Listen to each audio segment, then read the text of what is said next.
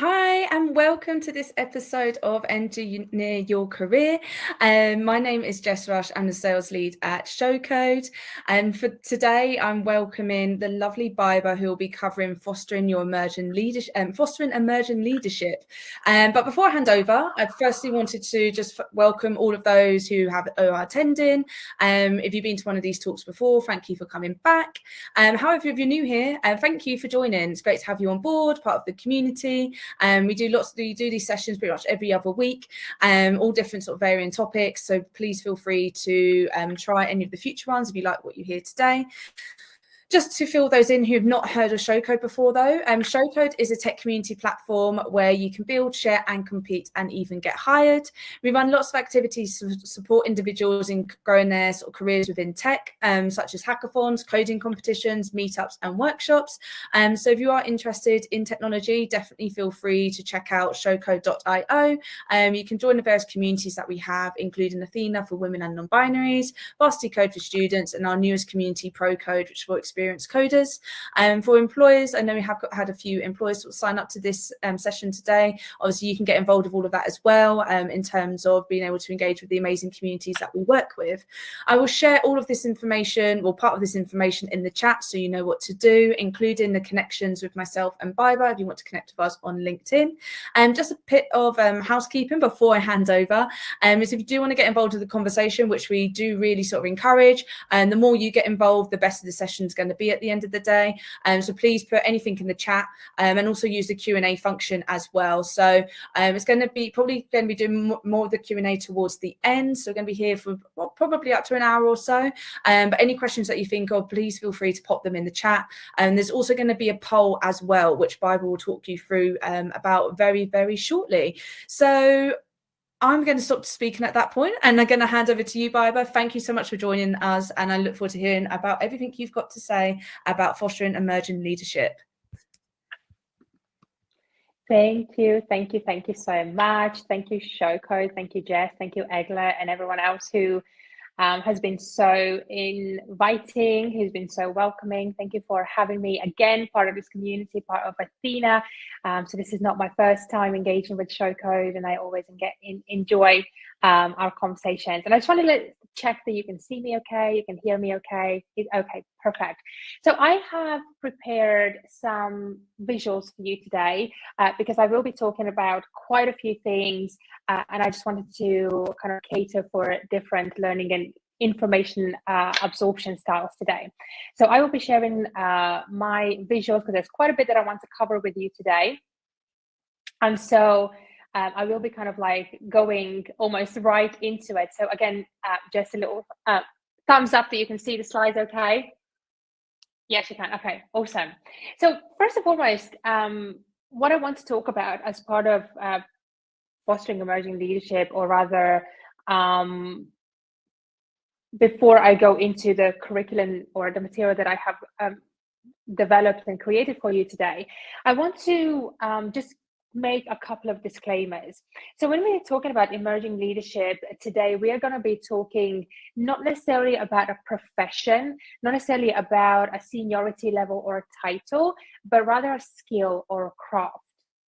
Again, when I'm going to be talking about leadership skills, I am going to be talking about leadership skills as life skills, because again, I don't think that leadership skills are unique just to our workplaces, just to our institutions, but they are life skills because they can be applied to our families and places of worship and communities just as much as they can be applied in commercial environments. And the third disclaimer I want to make is that when I talk about emerging leadership, I don't necessarily talk about the next gen in terms of people, kind of like the Gen Zs or Gen Alphas.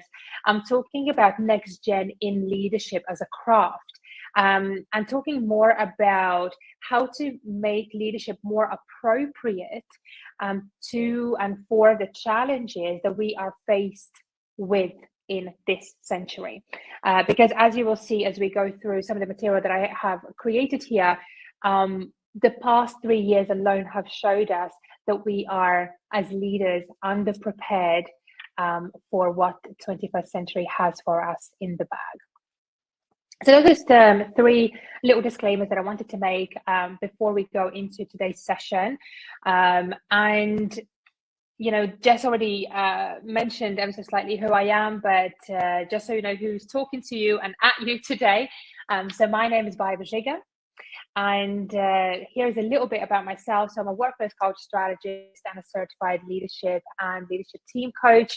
I won't be going line by line about some of the selected highlights that I have included here, but perhaps for a bit of context, I am passionate. So I kind of see myself as a strategist and as a systems thinker, and I call those my zone of geniuses. And so what I'm interested in and what I'm passionate about is seeing how those everyday experiences are manifestations of larger systems around us.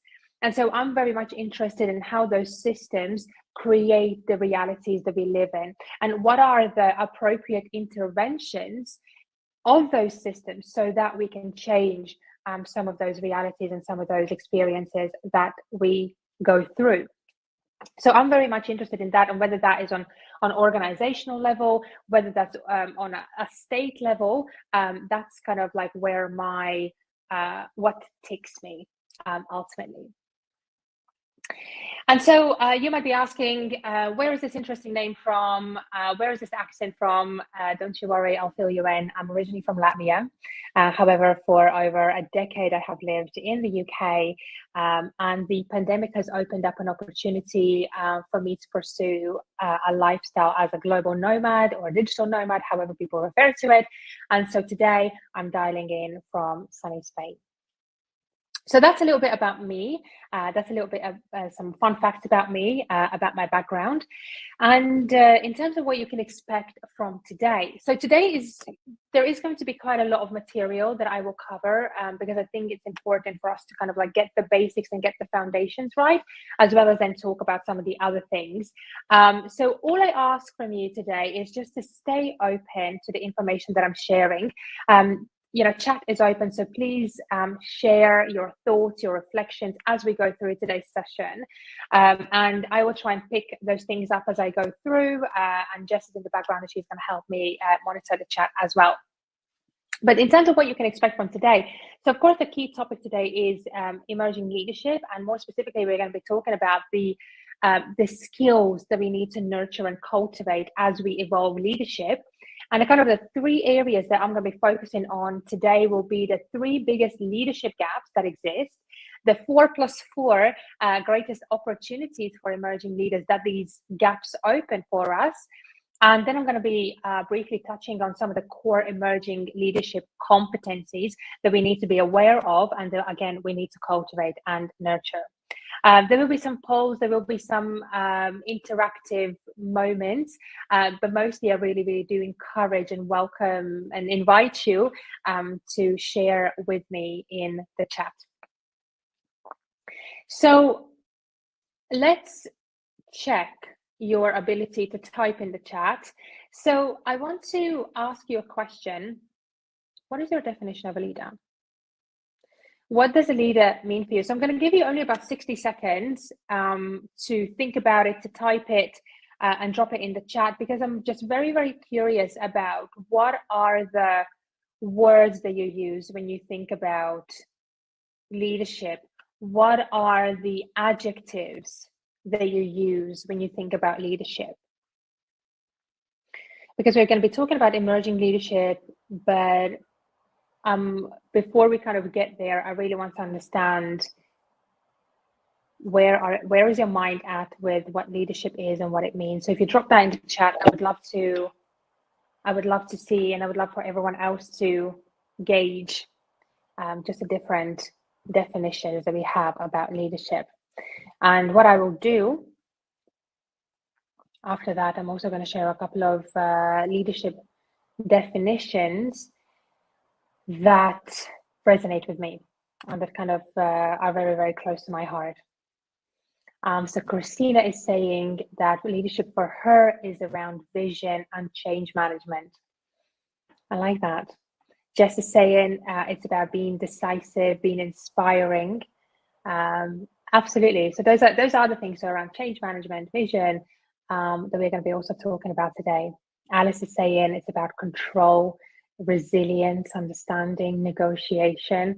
Some big words, some meaty words there. Thank you, Alice. And thank you, everyone. And please keep this coming. And while you keep on typing and thinking about what about leadership resonates with you, I will share a couple of definitions from my side. Holly just dropped in talking about being inspiring, being a coach. I love that, being passionate and having the ability to motivate. So some of the definitions that I have here. So the first one is from Dolly Parton. And in one of the interviews, she said that if your actions create a legacy that inspires others to dream more, learn more, do more, and become more, then you're an excellent leader. And the second one is from Brene Brown's book, Dare to Lead. And there she talks about leadership as a leader being anyone who takes responsibility for finding the potential in people and processes, and who has the courage to develop that potential. And what I really love about these two definitions is that they talk about legacy, they talk about inspiration, which are also some of the things that you have already mentioned in the chat. And it also talks about potential and really having the courage to step into this energy or this persona who has the courage to unpin that potential of other people so that they can dream more, they can do more, they can become more. So these two definitions really resonate with me. And so while we are at it, I'm also going to launch a quick poll before I go into the actual curriculum, because I'm also very, very curious to how many of you are openly and confidently talking about yourselves as a leader. So I'm going to quickly launch a poll. Hopefully it shows up. Yeah, that's popped and up. So we've got 3 answers. Okay, awesome. Thank you. Right. So it's either yes, I openly and confidently talk about myself as a leader, not really, or not sure, not really thought about that yet. So drop your answers. I'll give it another 15, 20 seconds. Okay. The tabs are moving. I hope everyone can see the poll. Okay.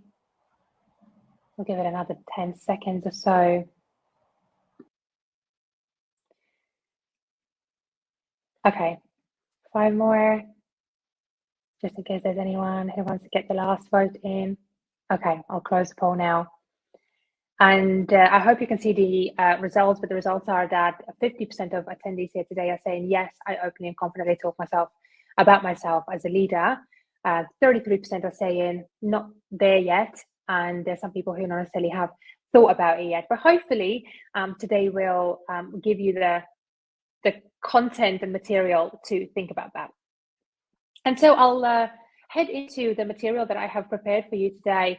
And where I want to begin the conversation around leadership and emerging leadership is around common sense.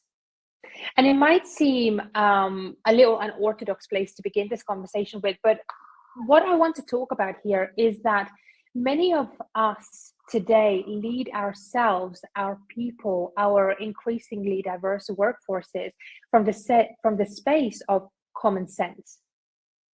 I treat everyone the same. I treat people how I want to be treated. I don't see color. So kind of like these notions that it's all about me, how I see the world. I am fair and I'm just if I treat everyone the same way as I want to be treated, because that's what feels good to me. But the problem with this is that what is common sense to me, not necessarily is common sense to you. And these binary, vague, undefined notions that we not only use but rely on in our leadership are dangerous. Because how common sense is professionalism, how common sense is reasonable adjustments, right? How common sense is inclusive, belonging. And these are terms that we use every single day. And as I said, we rely on them in our leadership vocabulary and practice. But actually, what's common sense about them when common sense is such an extremely personal notion? And do I really need to be right at the expense of you being wrong? Or can we both hold a level of truth and then get curious and explore what is that gap between our knowledge or our experience, and finding ways of how to close it or bridge it? And so now, combining this common sense with good intentions, we get the perfect storm, and we get the mindset gap. And why? Because the common sense, combined with good intentions, doesn't leave any space for range of perspectives, which in turn stifles our cognitive flexibility and can in fact inflict harm on other people and whole communities. And so we hear this good bad person narrative constantly, someone being hostile towards someone, inflicting microaggressions. But they might be doing this from a space of common sense and good intentions to get the job done. And this, peppered with general ignorance, is what leads to harm. And then our response to that is, but they are a good person.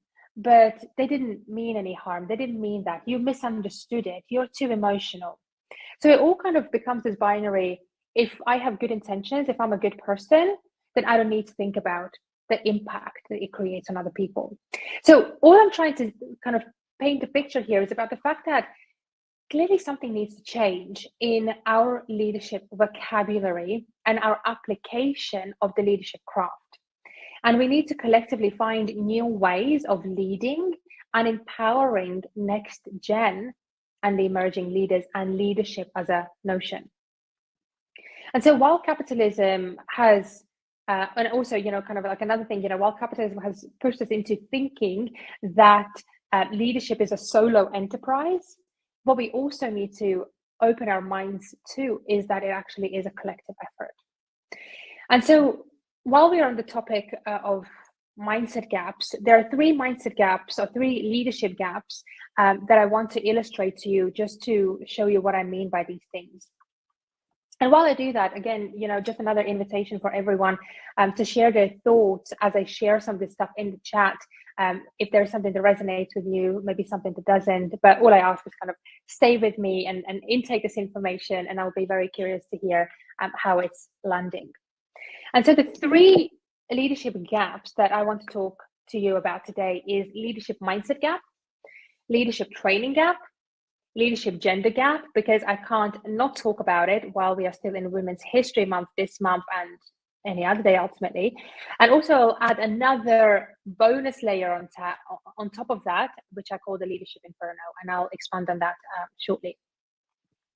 But in terms of leadership mindset gap, so according to McKinsey, 86% of managers rate themselves as great role models and inspirational leaders.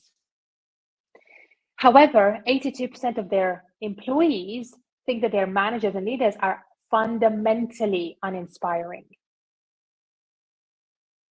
93% of leaders think that they are effective communicators. 91% of workers think that their employers lack communication skills. 80% of CEOs believe that they deliver superior customer service. Unfortunately, only 8% of their customers agree. So what we see here is a huge mindset gap between how leaders perceive themselves in terms of how they show up, whether themselves or as part of an organization, and then what's the actual perception of their workers or of their customers. And as we can see, that there is a huge cleavage in between these two things. The second thing I want to talk about is leadership training gap. So there is 370 billion pumped into leadership training every single year by organizations globally. However, 76% of executives feel that the formal development processes are inadequate. They also feel, 61% feel that when they enter strategic positions, they feel unprepared for the strategic challenges that face them. And according to Gartner, between 50 and 70% of executives, so those are the people who we look up as leaders, fail within the first 18 months into their role. And in the UK, 7 in 10 organizations still do not provide any basic management training. So here we can see that there is a huge amount of money pumped into this leadership spaces, culture spaces, employee engagement spaces. But actually, when we look at what's the impact of that, the gap again between the two is huge. Another thing that I want to talk about in terms of leadership gap is around the, again, vocabulary and the tools that we use. And more specifically, so for instance, growth mindset. So the term growth mindset is used very casually today by leaders, by consultants, by media. And Carol Dweck, who coined the term growth mindset, she defines it as the belief that your basic qualities are things that you can cultivate through your efforts, through strategies, and through help from others. So in other words, you can achieve superior and great results if you believe that your intelligence and your personality are not static, but can be evolved over a period of time. And so the opposite of growth mindset, we become to know as fixed mindset, and which is defined as believing that your qualities ultimately are carved in stone and they are not flexible whatsoever.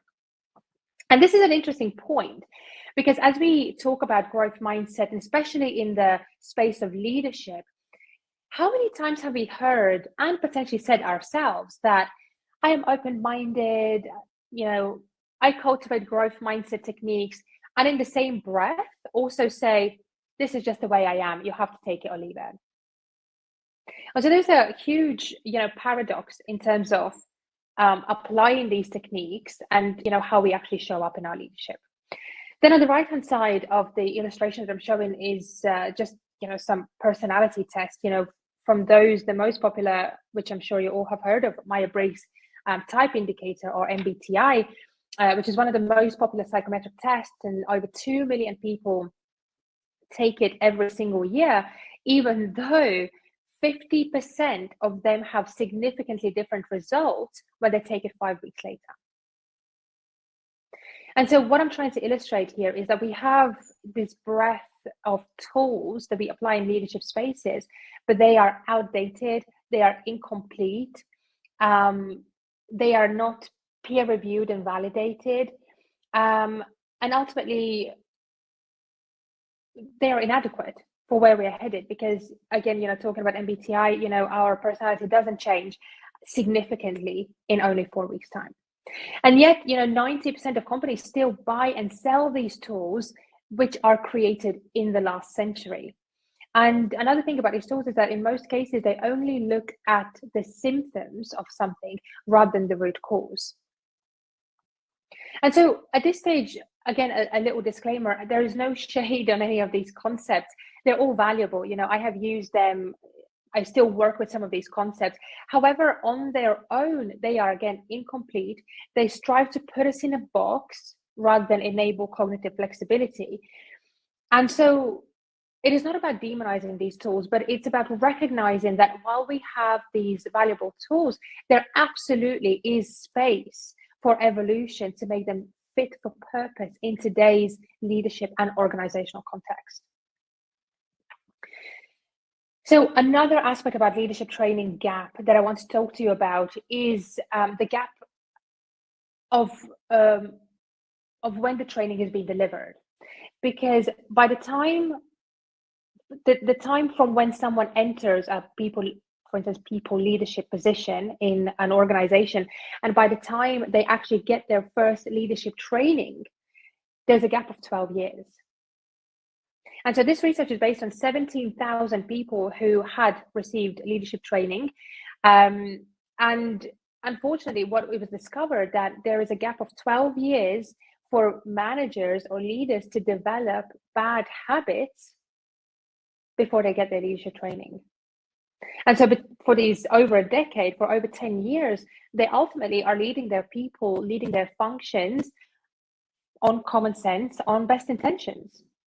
And we see the aftermath of that today when we are in leadership spaces. And as we all know, it is much harder to break bad habits when you have, the longer you have been doing them. And so we've talked about the leadership mindset gap in terms of how I perceive myself as a leader versus how people actually perceive me as a leader. The leadership training gap in terms of the outdated tools, the inadequate manner in which they are delivered. And the third thing that I want to talk about is the leadership gender gap. So again, according to McKinsey, 87% of North American organizations report that gender diversity is their top priority. However, 79% at the same time revealed that they have not prioritized gender equality in their organizations. So again, there's a gap between the intent and reality. World Economic Forum reports that 49% of global workforce are women. So nearly half of global workforce are women. However, as of May 2020, it was all job losses, 54% specifically, were jobs that were held by women. And jobs held by women are twice as vulnerable as those held by their male counterparts. So again, there is a negative overrepresentation of women when it comes to vulnerabilities, job vulnerabilities. And another thing, so what I'm trying to illustrate here, so this is from McKinsey. And so when we look at how many men and women, the ratio of men and women who enter organizations at an entry level, so we see the split of about 50-50, so about equal split. But when we look at how that progresses over the period of time of longevity of them within the organization, we see that white men specifically are overrepresented, twice as overrepresented, while women have been halved by the time they reach C-suite. And when we look at, for instance, women of color, they're only about a quarter at best reaches the C-suite. So again, here we need to question our promotional strategies, our retention strategies, our development strategies, because there's something fundamentally wrong with them if we have a representation of about 50-50 workforce that enter the labor market, but by the time we get to C-suite or kind of executive levels, that is absolutely not representative of who entered the market or who's in the workforce. And of course, the gender pay gap. On the left-hand side, the illustration is from Eurostat. So these are official European Union figures. And the cluster of data used here is from between 2014 and 2018. And that was reported at 13%. But obviously, that cluster does not cover what we have been through over the pandemic. So I suspect that those that data, when it comes out, when the updated report comes out, that those that data will be sadder than what it looks like in this illustration. And the World Economic Forum reported in 2022 that the gender pay gap stands at about 17%.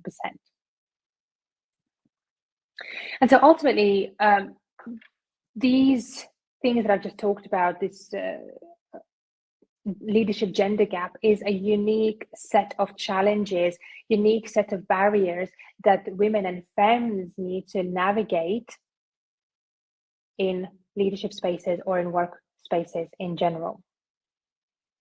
On top of all that, the past 3 years have been what I called leadership inferno. And what I mean by that is, of course, we have all been faced with the course of pandemic and everything else that has happened. But I feel when it comes to leadership, there has been this additional magnifying glass over them, looking at what are you going to do about this? What are you going to say about this? Why didn't you say anything about this? Why did you say these things? Because they're wrong and now we're going to cancel you. And so there is a lot going on in the leadership space. There have been for the past 3 years. And I think what the past 3 years specifically has showed us is that our leadership practices and space is fundamentally unprepared for 21st century. And so what I've done, I've just collated a number of media outlet headlines just to illustrate what leadership and what we have all been through over the past 3 years, with some exceptions So of course, our wake up to the systemic racism, and obviously this talks about America, but I think it's been a global awakening to systemic racism. COVID, of course, the great resignation, the great reshuffle, the year in quiet quitting, what we've been talking about in 2022. Of course, war on European soil, so Russian invasion of Ukraine. They'll study about the fact that 85% of jobs that will exist by 2030 haven't been invented yet. So very real, very acute workplace problem.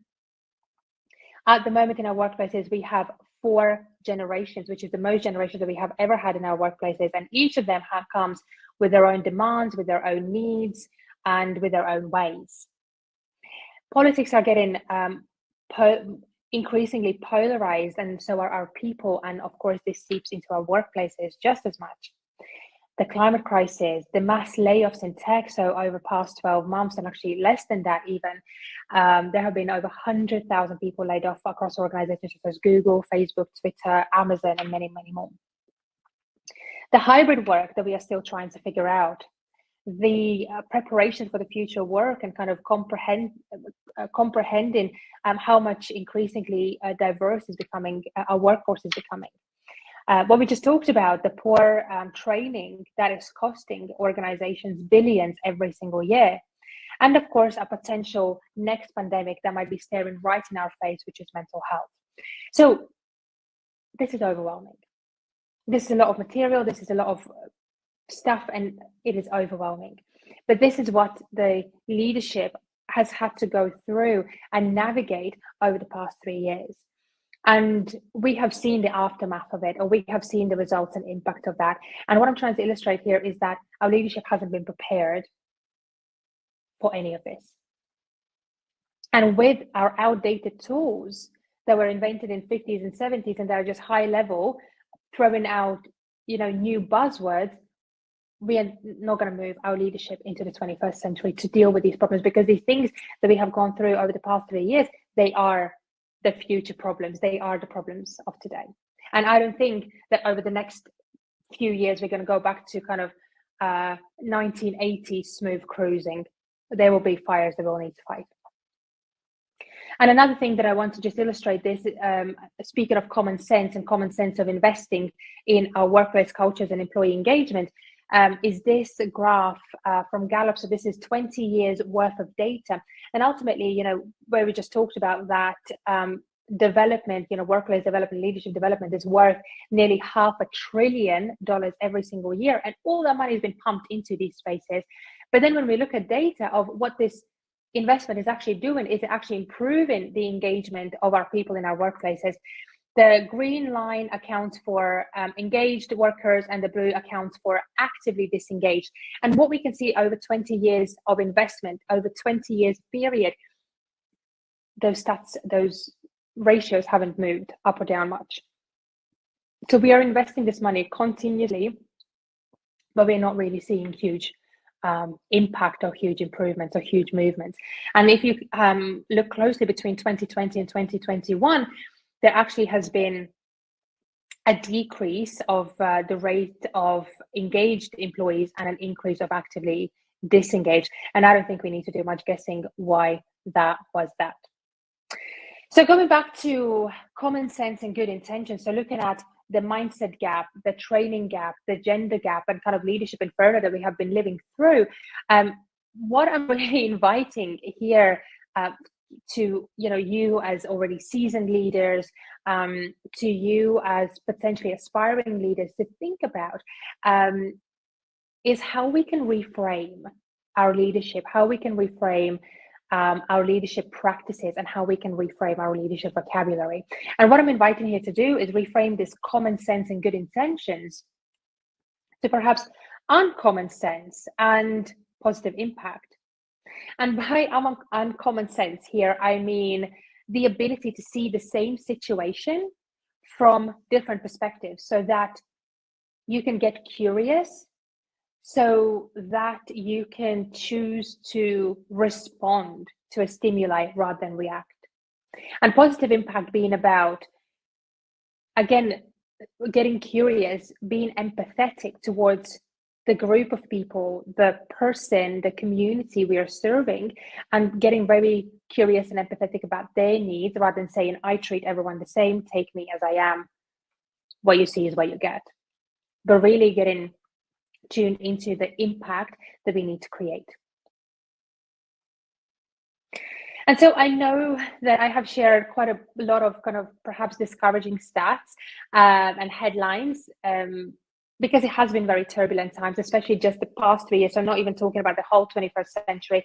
I'm not talking about leadership from 50s, 70s, or 80s. I'm talking just the past 3 years alone. But what I feel these turbulent times call for are new types and new styles of leadership.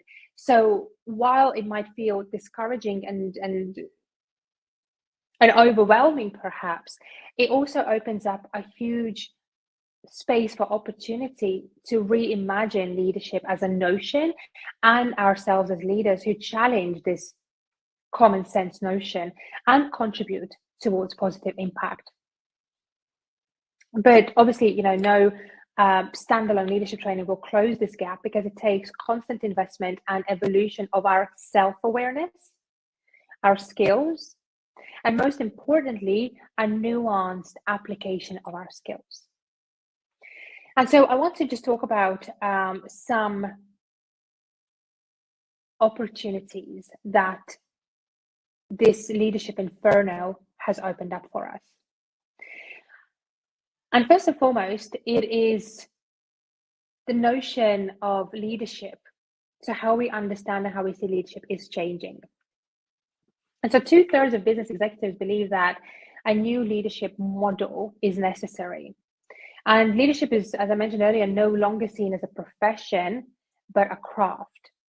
And so leadership is moving from being associated with titles, with leadership spaces, with organizations, to being associated with skills and impact.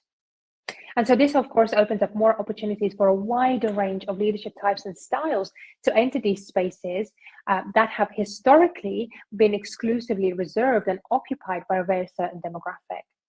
And just on that point, this headline or this title is from a report that read, "Americans crave a new kind of leader and women are ready to deliver." I love that.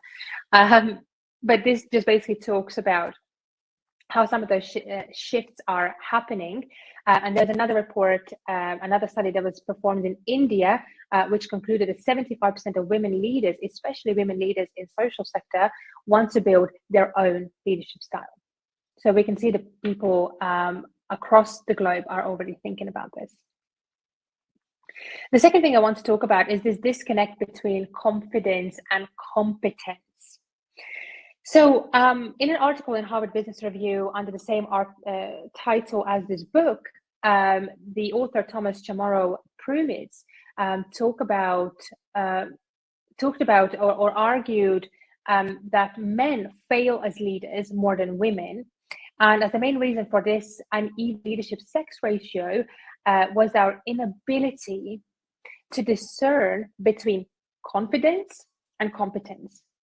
And that is because, again, guided by capitalism, we have learned to commonly misinterpret displays of confidence as a sign of competence. And so we have been fooled into believing that men are better leaders than women.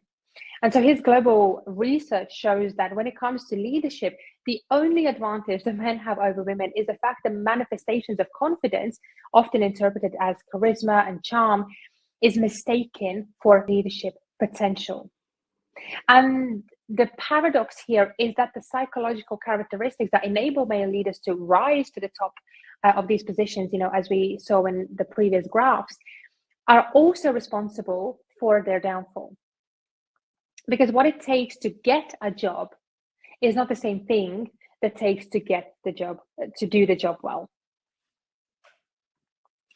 The next thing is the leadership development is the investment in leadership development is happening and will be a future business priority as well.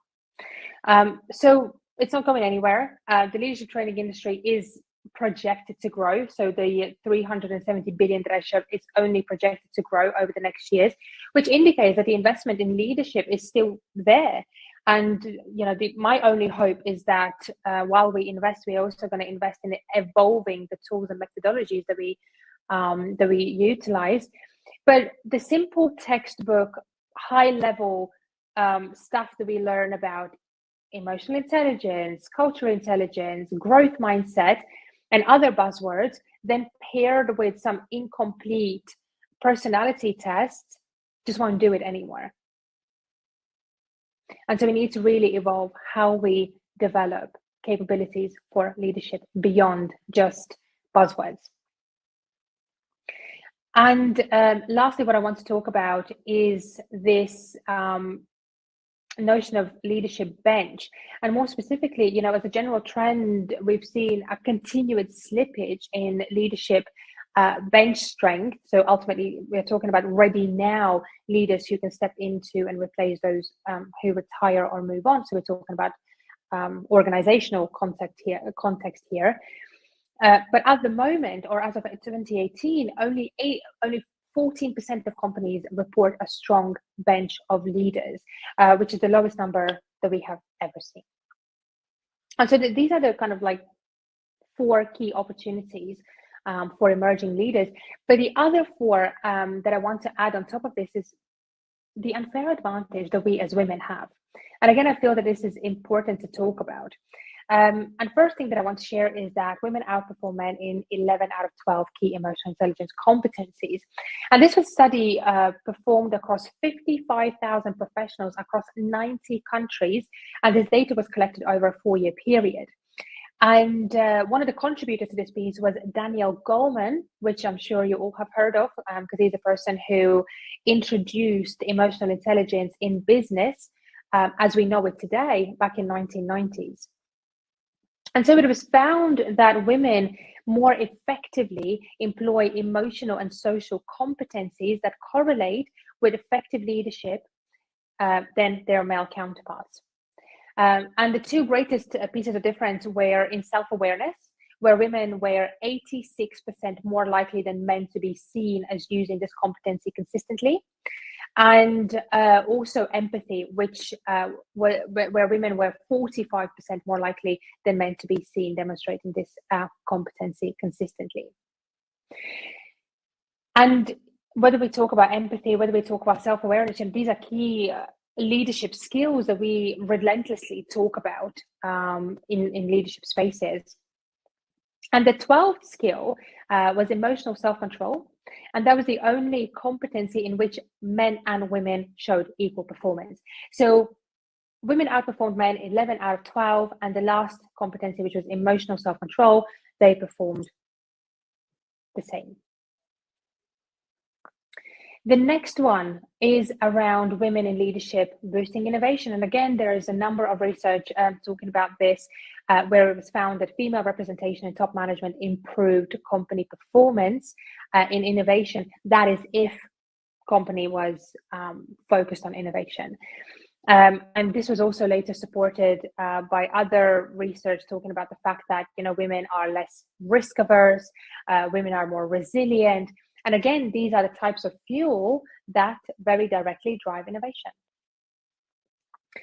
Also talking about, workers believe that women have edge over men. And here specifically, talking about edge in things as honesty, as women being more ethical when they do business, where 34% of American workers, this is an American study, American workers saying that women had edge over men, and only 3% believe that men were better. So all of these things indicate the shifting mindset for women leaders as well, and that there is a much wider support. Unfortunately, though, as I showed earlier, a lot of organizations are saying that gender equality, gender diversity are important to us, but not necessarily they're putting the money where their mouth is. And also women are seen as more transformational leaders. And I think, as we've kind of discovered and talked about in the Leadership Inferno, what we have seen over the past 3 years is that what got us here, the type of leadership that got us here, won't get us there. And so it is important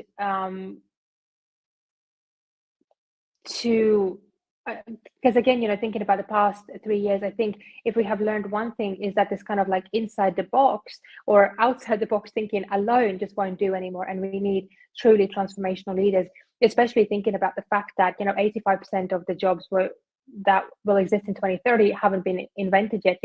If this doesn't call for an outside box transformational thinking, then I don't know what does. And so I've talked about some of the key gaps. I've talked about some of the key opportunities. And I want to move into talking about some of the core competencies that emerging leaders need to nurture. But before I do that, I want to take a minute just to catch my breath a little bit. But also, I really want to hear from all of you, from everything that I have just talked about. What is one thing that has really stood out from you when talking about leadership and emerging leadership?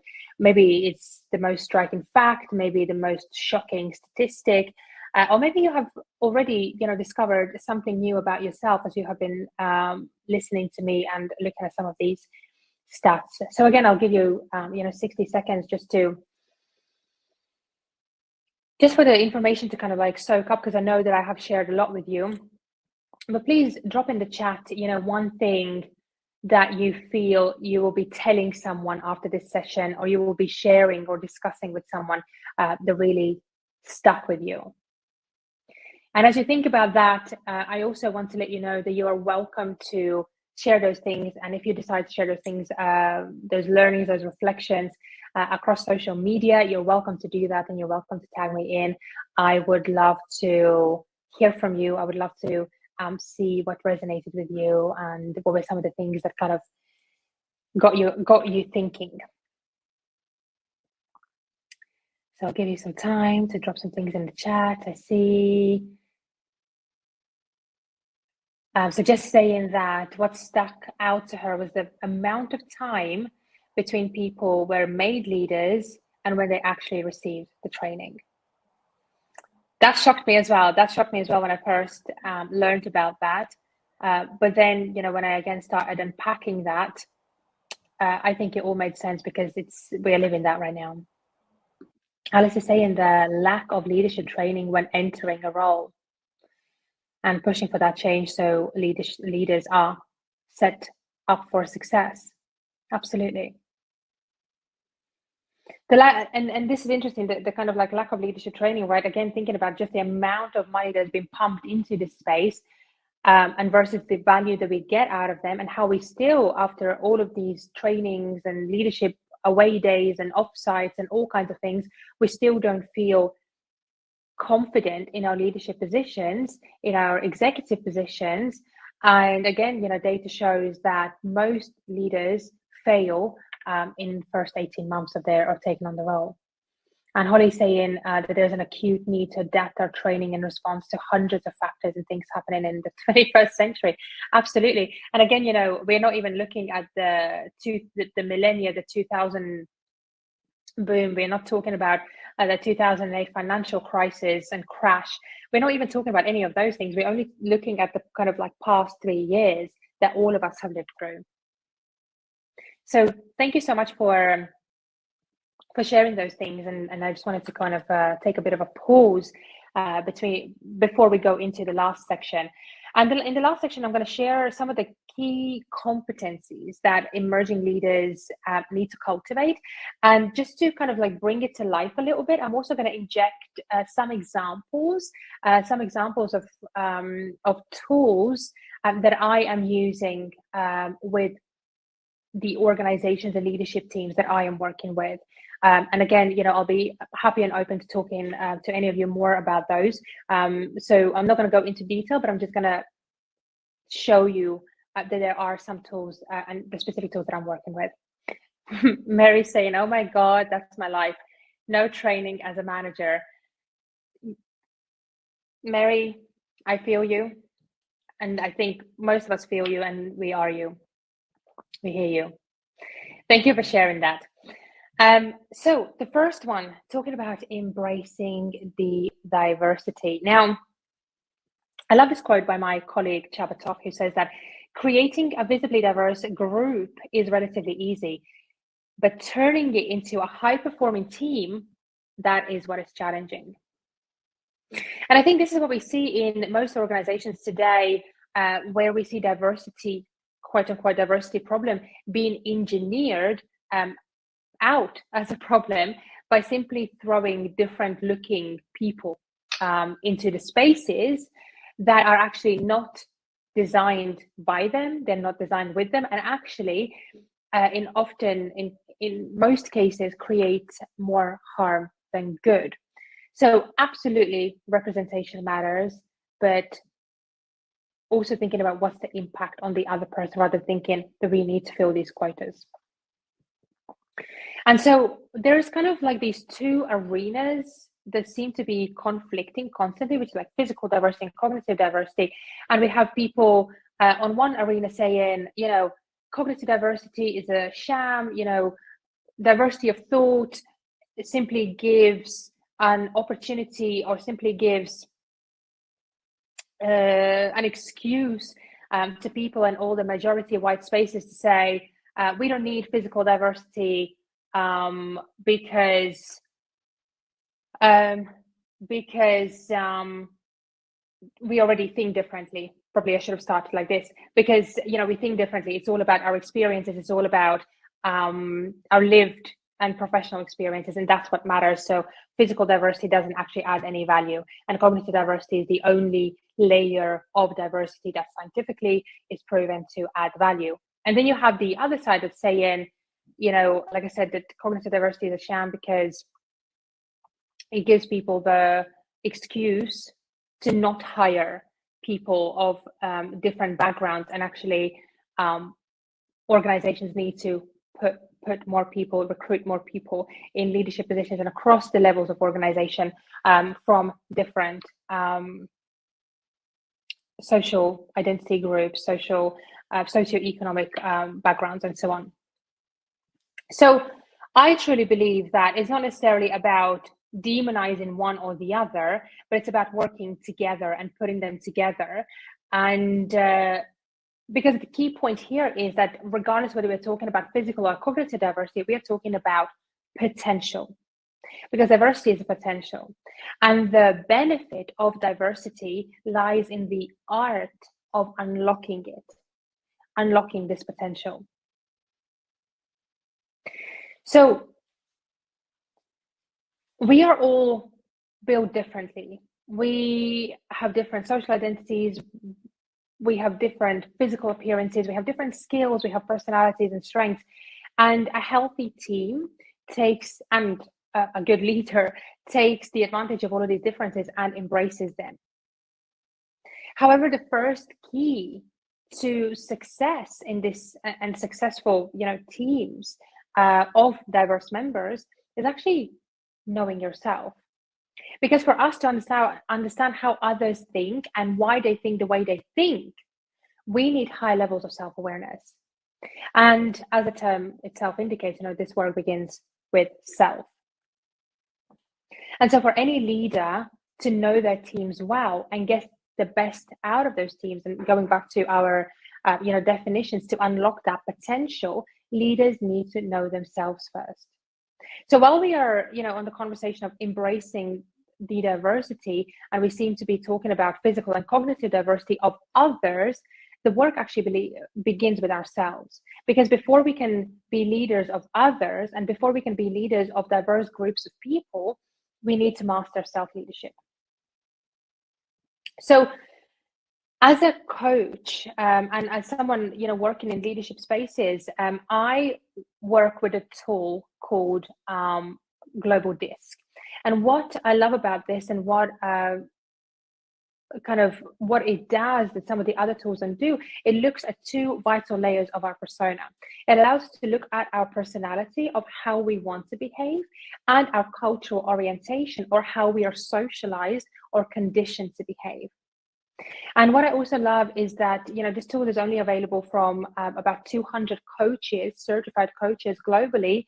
who are again certified to use this tool and facilitate the reflection and introspection processes that are part of this conversation.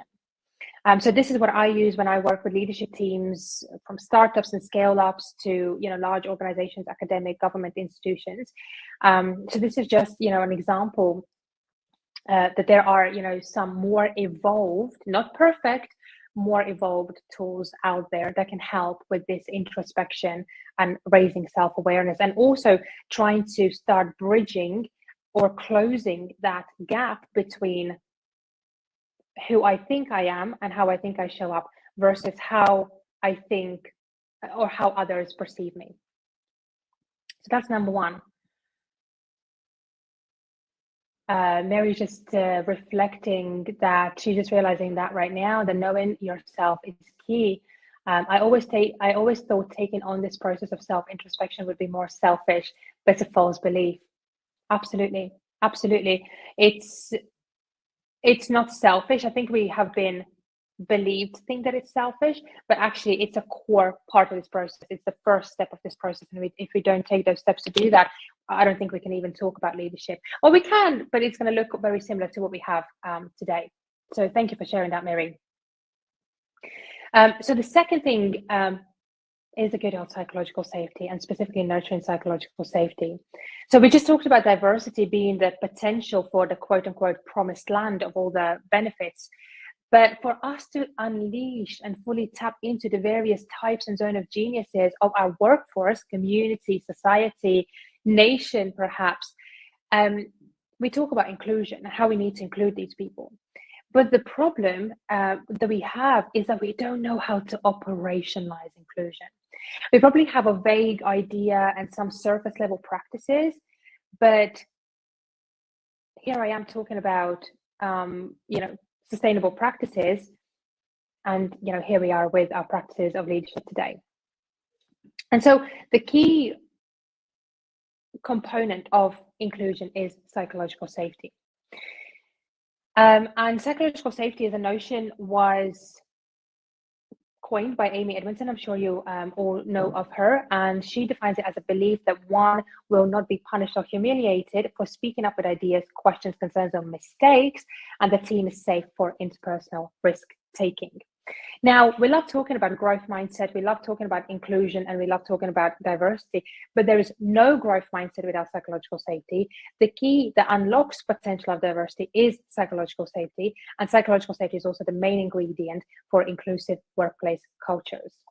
And so, again, right now we are talking about self-awareness, because the foundation of psychological safety is self and team awareness. But again, if it was easy to do, then we wouldn't have just 26% of leaders who are currently creating psychologically safe spaces for their teams. So again, it's a huge missed opportunity for organizations, and it's a huge opportunity for emerging leaders. So how do I approach this specific topic with my clients? So again, I work with a tool from the ICQ Global Toolbox called the Growth Zone. And that consists of assessing psychological safety and motivational drivers. And this allows me to do or take a temperature check of an organization's culture state. And when looking at psychological safety, we assess things like courage, vulnerability, collaboration, and inclusivity. And the beauty of that is that we ask questions, but the question is just one thing, but where it gets very nuanced and interesting is when we start looking at the tension score. And the tension score here being the light blue area that stems kind of from 1 to 80 or 90 here. And ultimately what that tension score here does is indicates the range in which the answers fall into. So in this case, if the question is, people on this team sometimes reject others for being different. And there are some people saying, absolutely, it's not safe to be your authentic self, and people reject you if you're different. And then on the other hand, on the 90, people are saying, no, this is the most inclusive space I've ever been in. So when we only look at the 68 or 75 or 86 as the score, we're like, oh yeah, our inclusivity or psychological safety is great.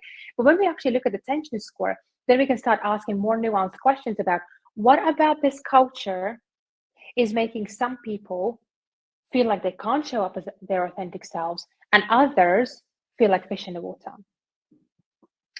So I have only one last thing that I want to cover with you, which is fostering motivational drivers. So it's probably, I'm going to take another 5 minutes of your time.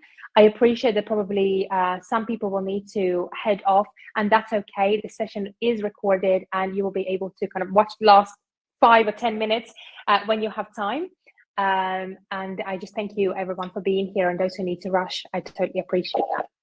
But for those who can still stay on, I'm going to talk about motivational drivers, and specifically talking, and by motivational drive, probably it's worth defining. Here is meant the desire to learn, contribute, and get things done, and this ability to motivate others to learn, contribute, and get things done, whether we talk about our children or whether we talk about our team. And that's why I keep on saying the leadership skills are life skills. So when we look at how the motivational drivers have developed over, millennia, kind of like over the ancient societies, the first kind of motivation 1.0 is this biological drive. So here we're talking about survival mode. I'm hungry, I need to survive, I need to eat, so I need to go and hunt something, or I need to go and gather something. So the drive is biological, it's survival. But of course, as humans formed more complex societies and encountered strangers who they needed to communicate and collaborate with, this motivation developed into what we see today, motivation 2.0, or rather probably more widely known as the carrot and stick situation. So, but what this suggests is that we are not any different than horses, that to get us moving in the right direction is you either need to just dangle a crunchier carrot in front of us, or wield a sharper stick. And again, this system worked well until it didn't. But when I say that, there still are places and spaces where this is being applied. And so kind of the 2.0 also right now needs an upgrade, and that upgrade is motivation 3.0, which is talking about the kind of presuming that humans have a drive to learn, to create a better world, to create a social impact. And this intrinsic behavior is less concerned with external rewards and is more satisfied with the activity itself or the process itself. Because obviously today we all want to be the architect of our own lives. We want to be able to self-direct our own destinies. We want to achieve dreams that are unique to us. But unfortunately, in most organizations, due to outdated notions of motivation, there still is heavy emphasis on this extrinsic motivation, or the motivation 2.0, which is all about, here is a reward in a form of bonuses and cash, or here is a punishment for something that you do or didn't do. So again, this calls for upgrade, and this also creates a huge opportunity for emerging leaders and emerging leadership to fundamentally upgrade the way we motivate people. And again, the way I work with my clients on this is exactly as I talked about psychological safety. And when we talk about motivational drives, the 4 core areas that we assess and talk about is autonomy, accountability, mastery, and purpose. And again, we use a set of questions, and again, the tension score really is what creates that rich conversation around this topic.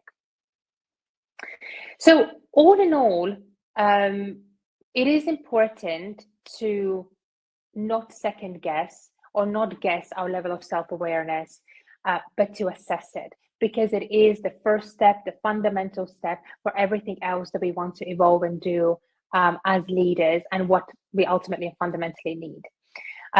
So this study very quickly was performed or created by 3 circle partners, and ultimately the green line indicates, so there's a number of tests given to individuals and to groups. The individuals are green ones, and the groups are represented in the blue graph. And ultimately what this shows is that as individuals, when we are given a task and we feel safe to complete it, our scores are much higher than when we are part of teams, when we are swayed, when we are gaslit, when we don't feel safe to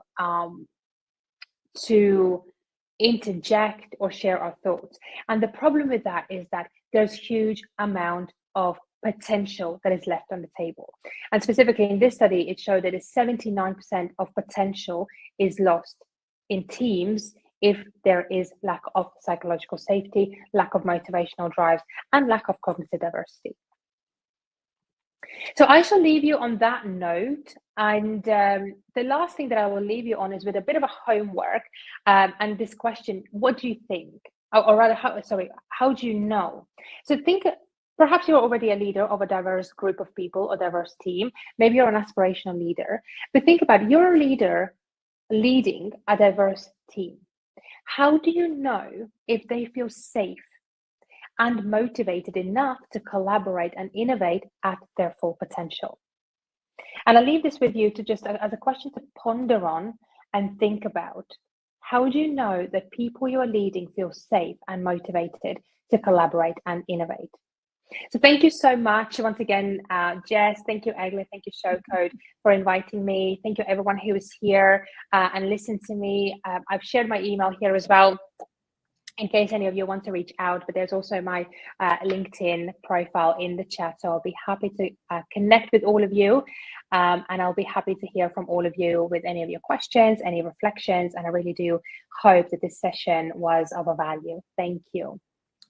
Thank you so much, Baiba. No, that was really, really great. I know a few people have had to drop off, but from the comments I was seeing in the chat, everyone's really, really loved the session. Thank you. And it's a topic that I think there needs to be more content about because, as you say, there's so many issues at the moment in terms of, as I mentioned in the chat, the years that go by when someone is made a leader to actually when they should be, well, actually when they get the training to actually be a good leader. And I don't think there's one person I know who hasn't ever had a rubbish manager at some point or managers over the years. So no, really, really interesting to hear all of the stats, and we'll get this uploaded onto our YouTube channel. So for those that have to drop off, can watch like the last 5 or 10 minutes or so and catch up. Okay. Perfect. There hasn't been any further questions, so I won't worry about covering all of those. But thank you to everyone that attended. We have got another session next week, which is around data. So we've got a lovely ambassador, Ria Sam, who's going to be covering a talk around data. She's still yet to finalise exactly what, so we'll get that out to you as soon as she's confirmed with us. But that's going to be next week, same time. And if you still want to get tickets for the meetup happening later this month, that's on the 29th of March with MDRX Tech. They closed today, actually. So it's the final day for getting tickets. And then, yeah, that's looking like it's going to be a really, really good event. Lots of registrations for that one as well. So, but thank you, Baiba, once again. It's been great to welcome you back. I know it's been a little while since we've had you on board. So, but hopefully it won't be so long for the next time. And yeah, we'll catch up very, very soon. Thank you so much. See you later. Bye.